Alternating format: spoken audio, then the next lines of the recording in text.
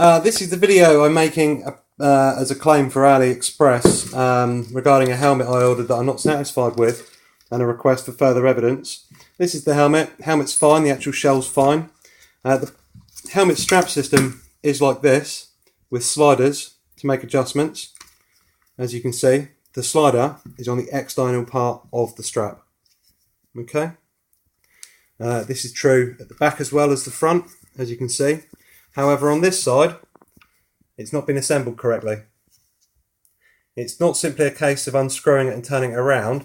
This is stitched shut, and as such would need to be unstitched to rectify the problem. It runs straight up like that. So as you can see on this one, or if we use the other side, because it's symmetrical, this allows easy adjustment of the helmet strap system. However, on this side, with it being inverted, it simply wasn't manufactured correctly. The makers of Emerson, or whoever makes Emerson gear, have just not paid attention and have assembled it incorrectly. In addition to this, the helmet system works on a keyhole lock. Now, one of these, when the helmet arrived, I found in the bottom of the helmet this little rivet. This rivet is broken. It's not a screw or a bolt, it's a broken rivet. The rivets hold the helmet retention system in place. Without it, you can see it's loose. You can see in there where it should lock in, but you can see here the rivet's broken.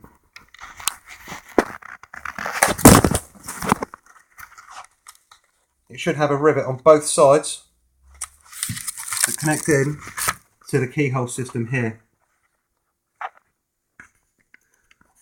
On this side, it doesn't appear to exist. So there's one. That's where the other one should go. There. It should go here, but doesn't. And there doesn't even seem to be the other corresponding component behind it. If we take off this padding, which is a bit of a pain in the... a bit annoying I have to do this, but as you can see, it's a rivet similar to you get on the press stud on your jeans.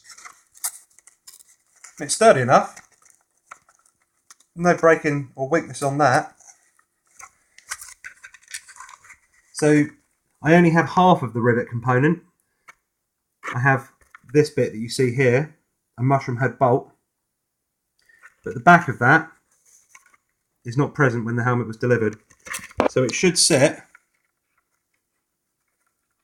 like that. So there should be two, but obviously it's broken, and that can't be repaired. The strapping itself,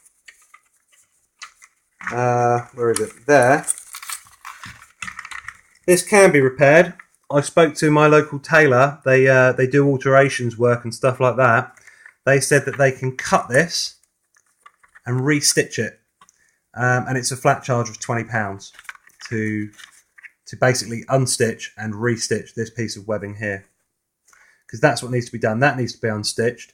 It needs to be fed through there and then put on correctly, so the other way around, and then re-stitched shut.